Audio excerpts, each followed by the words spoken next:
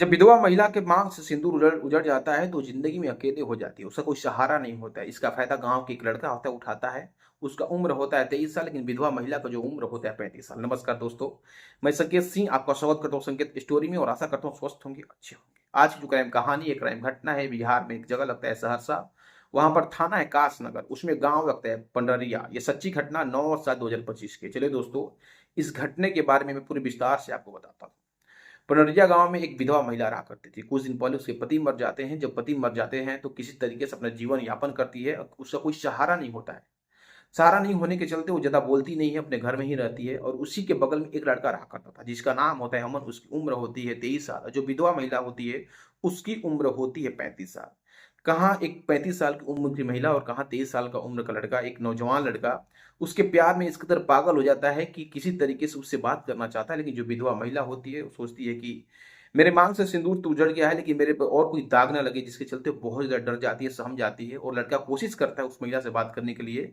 एक दिन जो लड़का होता है हिम्मत बनाता है, किसी तरीके से महिला के पास जाता है, बोलता है कि मैं तुमसे बहुत ज्यादा प्यार करता हूँ, मोहब्बत करता हूँ, मैं तुमको बहुत खुश रखूंगा। जब विधवा महिला इस बात को सुनती है तो थोड़ा गुस्सा हो जाती है। गुस्सा होकर बोलती है कि ये कभी भी संभव नहीं हो सकता है, मेरे पति थे वो मर चुके हैं, मैं तुमको तुम्हारे साथ नहीं रह सकती हूँ, तुम मेरे को छोड़ दो, मेरी जो हालत है मेरे पर छोड़ दो, मैं अपनी जिंदगी में खुश हूँ, कृपया कर तुम यहाँ पे चले जाओ। वो लड़का होता है वहां पे चला आता है, लेकिन उसके मन में बहुत बड़ी एक सवाल होती है कि मेरे को कैसे रिजेक्ट कर दी।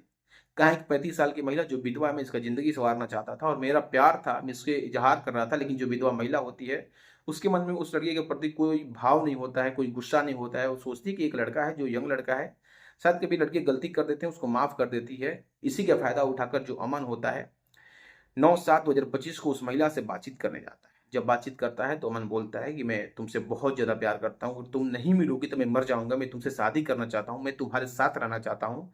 जो विधवा महिला होती है वो समझाती है कि हम दोनों लोग एक ही गांव के लोग हैं, अगर लोग जानेंगे हमारे बारे में तो लोग क्या बोलेंगे, हमारी तो बदनामी होगी, इसके साथ साथ तुम्हारी भी बदनामी होगी। लोग बोलेंगे इसी के चलते मैं अपने पति को मार दी हूँ, मेरे पर झूठा इल्जाम ही लग जाएगा, जो कि मैं नहीं चाहती हूँ।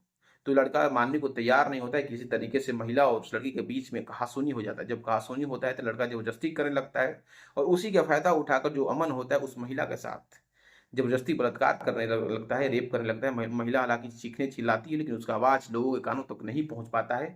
जिसका फायदा उठाकर जो अमन होता है उस 35 वर्ष महिला के साथ दुष्कर्म करता है।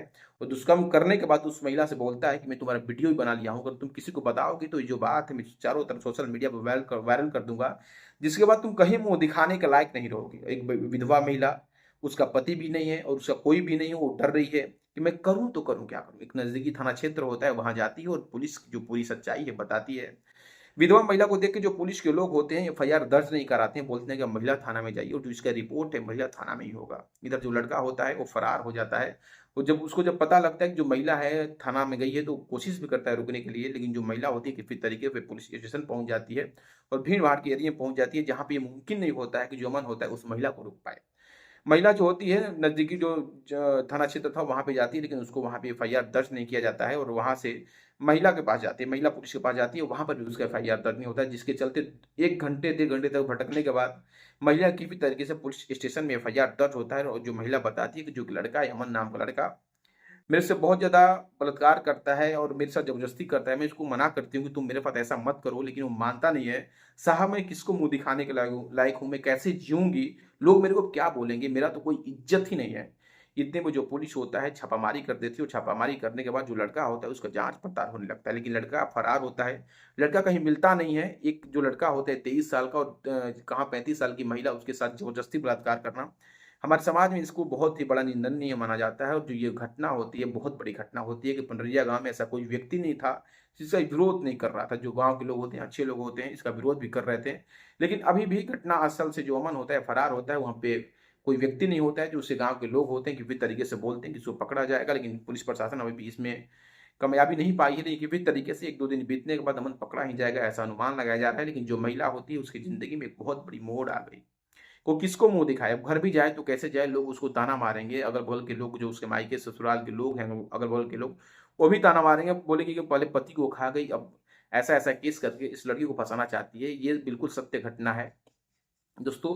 जो मैं आपको पूरी कहानी पूरी घटना सुना रहा हूँ, किसी के भावनाओं को ठेस पहुंचाना और किसी को आहत करना मेरा काम नहीं है, बल्कि मैं आपको जागरूक कर रहा हूँ कि हमारे समाज में ऐसे लोग भी रहते हैं कि एक विधवा महिला के साथ उससे कांटेक्ट करते हैं, और कांटेक्ट ही नहीं बल्कि जो जब महिला नहीं मानती तो उसके साथ दुष्कर्म करते हैं और बलात्कार करते हैं। महिला चीखती है, चिल्लाती है, लेकिन इतना निर्दयी लोग होते हैं कि उसको छोड़ते नहीं है। तो दोस्तों, ये पूरी कहानी, पूरी घटना बनाने का मतलब आपको जागरूक करना है दोस्तों। और इसी के साथ नमस्कार।